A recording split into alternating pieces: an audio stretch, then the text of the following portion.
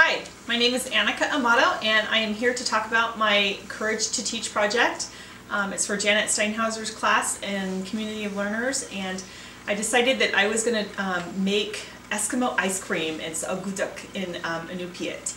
And let's see, the reason why I was inspired by this was because Chapter 2 of Courage to Teach by Parker Palmer was really interesting to me. He talked a lot about fear. He talked about how fear shuts down our capacity to teach. Another quote is, "We cannot see the fear in our students until we see the fear in ourselves." And also, fear cuts us off from everything. And this isn't, this is kind of a lighthearted thing to make Eskimo ice cream. I certainly could have chosen some tougher things, but I just kind of wanted to take my fear of trying new foods away and try this one. So thanks, and welcome to my kitchen, my home, and I'm going to make Eskimo ice cream. Thanks.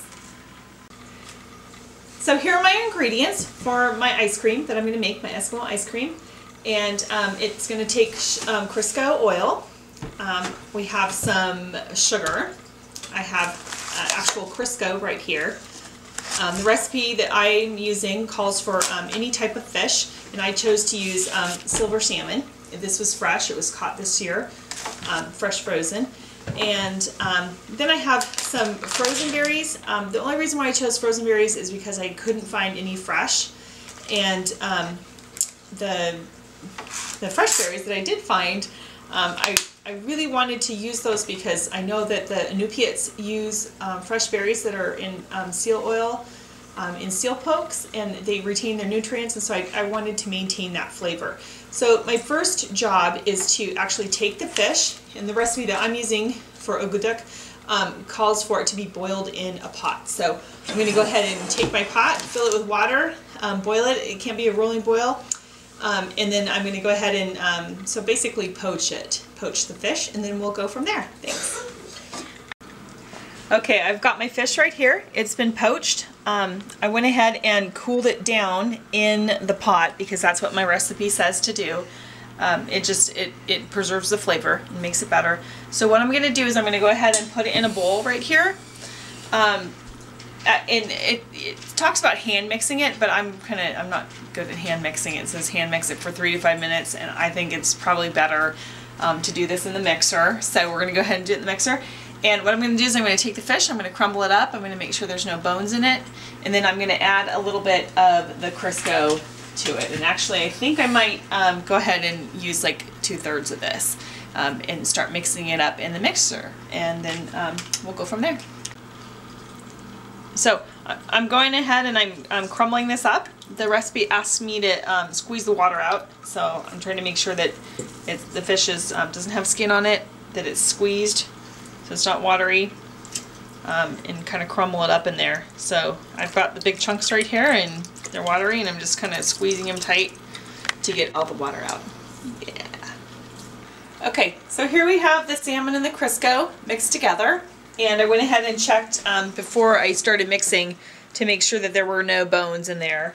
And I did find 3 or 4 bones, so I tried to take those out.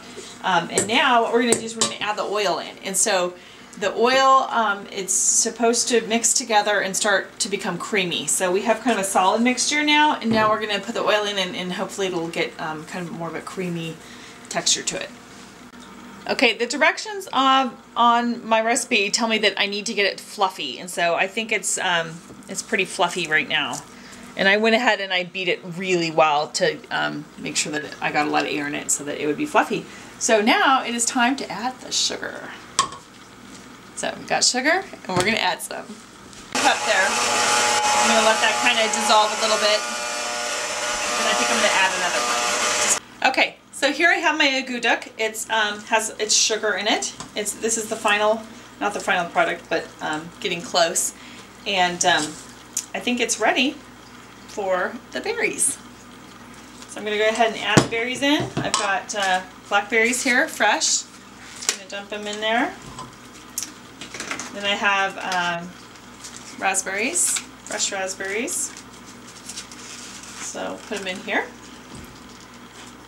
Actually looking really great. I've got a leaf in there. Let's take that out. And then I think I'm going to add just a little bit of frozen blueberries. like that. Kind of fold it in here. I don't want to crush the berries, so I'll go ahead and fold it together.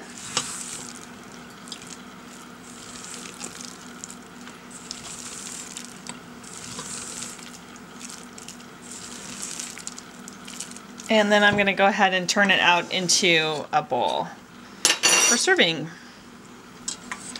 So I've got that here.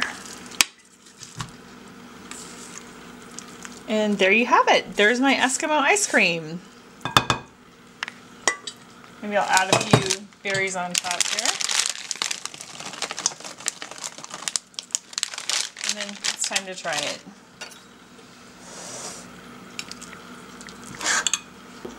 Alright, so here you have it. Here is my Eskimo ice cream. And I'm going to go ahead and try it. And this is my courageous project.